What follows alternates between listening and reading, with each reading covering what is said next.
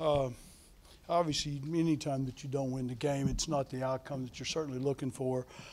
I told the kids in the locker room that walking into the locker room after the game last year against UCF, you got to be honest and sit there and say, you know what, I'm not sure we'll ever win a game. I mean, that might have been one of the poorest performances, and star big eyes and not making any plays.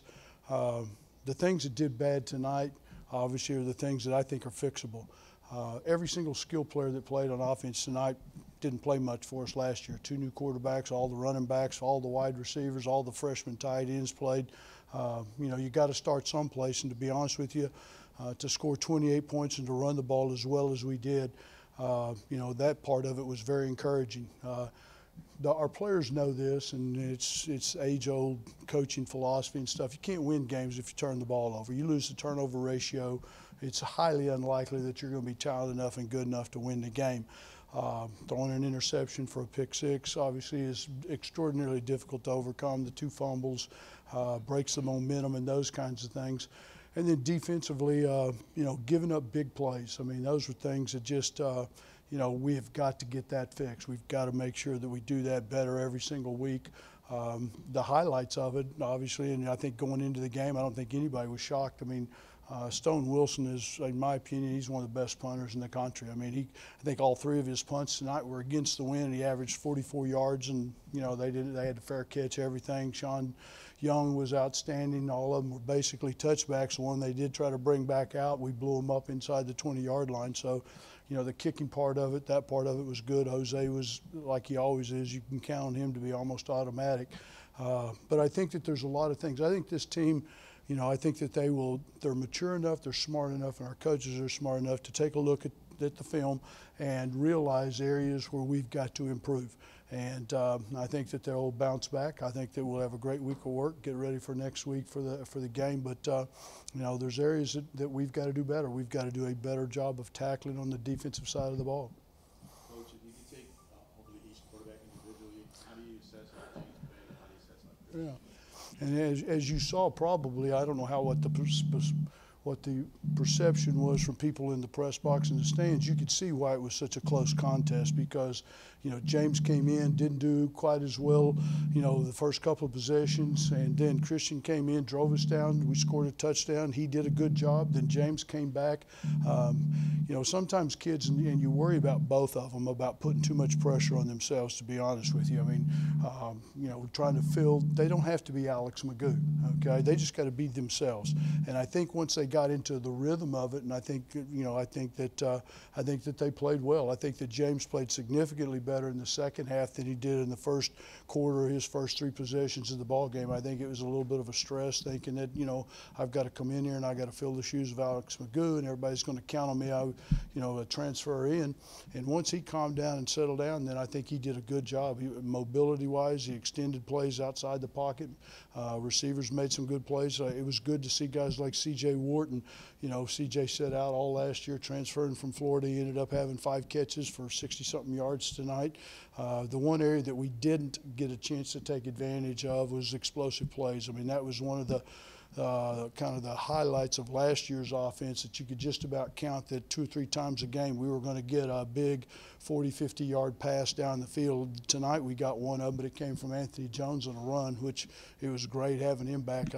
We played 4 guys at the running back position tonight, and we'll probably do that the entire season. I mean, those guys are talented enough, and they keep each other fresh, and you can see how you can see the contributions that they can make to the offense when they are fresh.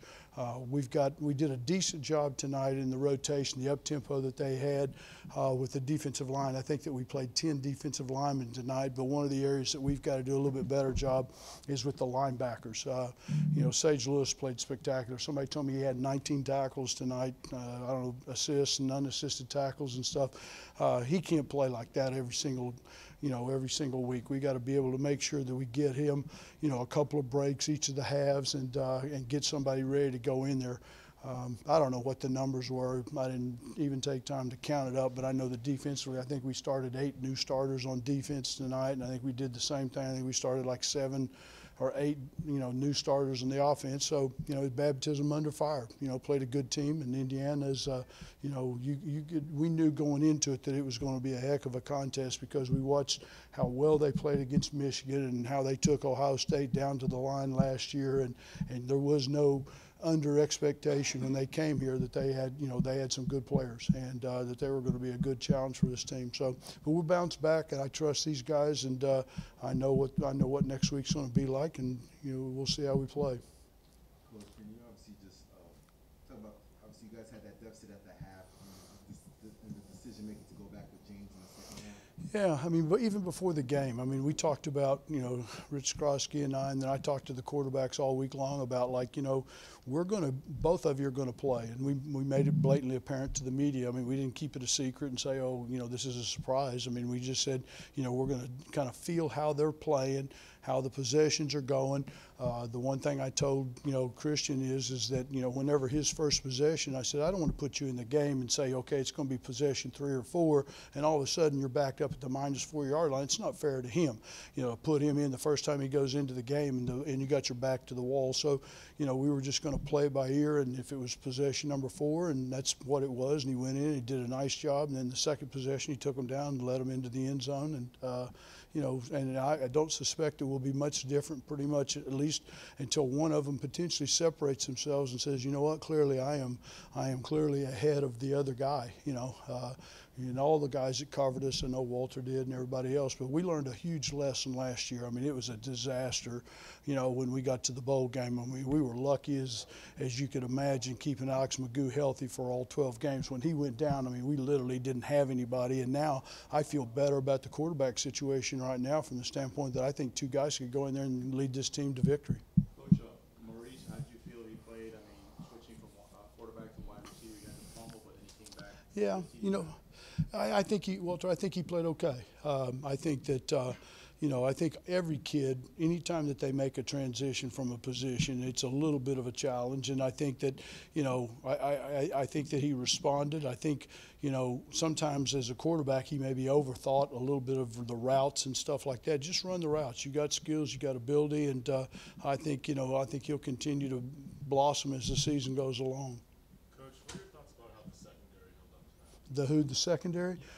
I think I was impressed by one thing. I thought that the corners tackled as physical as any point in the season last year. There was times that Ike Brown came off on run plays that bounced outside to the perimeter, or guys in short hitches in front of him and stuff, and he did a really good job of coming up and tackling.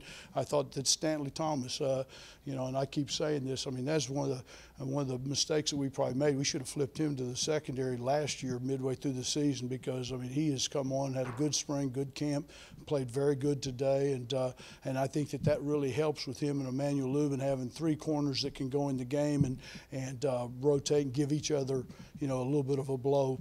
I was really, and I haven't seen the film, and I don't know whether he's going to grade out how he's going to do or not, but I was really, really happy the way that Dorian Hall played at safety. We replaced all 4 starters in the secondary, and everybody that played tonight was basically babies. They were just guys that just, it was their first college experience to ever play, and he got an interception there early in the game, and he made some good tackles, and I think he made some good checks in the secondary, and I think any time that they play, you'll see their confidence, and once their confidence gets better about their ability to play in the game, then you'll see their playmaking ability increase as well. Anthony said that he felt the offensive line had the Indiana defense gassed in this weather. Did you see that, A, and B, is that something you guys can build up, using advantage of the defense? Yeah, no, there's no doubt about it. And one of the things too, and I love that Anthony said that, because the offensive line, it takes a while to kind of get into a rhythm. And obviously we had 5 starters back from last year, but Neil Mars did not start tonight after the knee injury, and Demery took over for the left tackle for Wilkie's position, and then moving Connell in as the center. I thought they did good once they started playing together. And the good news was that we played 8 guys in the offensive line tonight. I mean, we played, Wilkie played, and Devontae Taylor played at right tackle, and we got Shane Magoo came in and played probably. All the backups played at least 20 to 25 plays, and that's invaluable. I mean, when you know that you've got 8 guys that they can all go in, and they were all a part of drives that ended up leading to touchdowns. So that was a positive for the night. Obviously, you mentioned just the lesson of the quarterback position that you learned from the whole game, for example. Yeah. Can you just talk about the emotions, obviously, coming into this season now that it's the first game of the season, but it was a loss?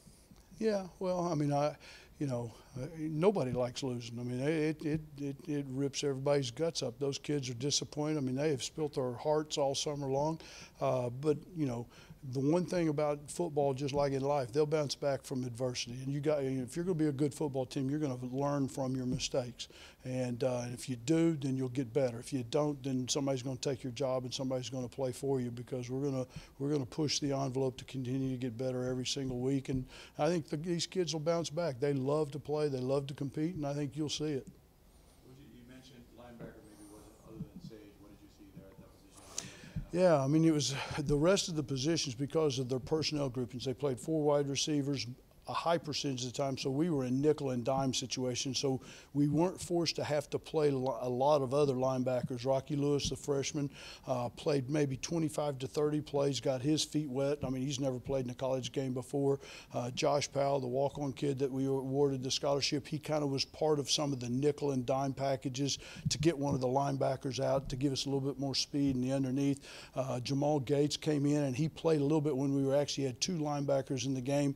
He and Ed Brown, the transfer from the University of Texas, those 2 guys split, time at one of the other inside linebacker positions with Sage. But we got to find a way. And Jamal's the guy. Jamal is smart. He knows how to go over and play and give Sage a little bit of a break. So we've just got to make sure that we get that scripted and done. Who?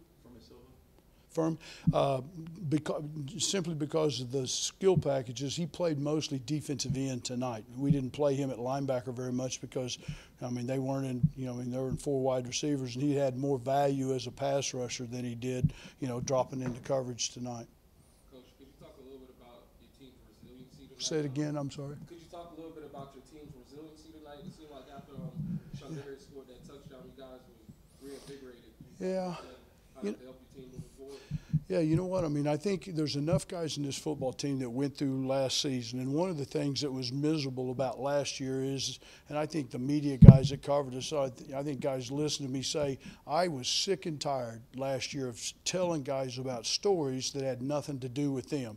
I can talk about Cowboy games and Hurricane games and Carolina games and Brown games. It doesn't mean anything to them, but to talk to our kids and talk about, goal line stands last year that won games, talked about being down in games, down by 21 points, and to fight your way back and find a way to win. I think our kids know that there's a lot of lessons that you can learn, being in big leads and how to keep a big lead. And I think our kids learn, and they know that, hey, the game's not over, and they're going to keep competing until there's no time left on the clock. Welcome, guys. All right, thank you.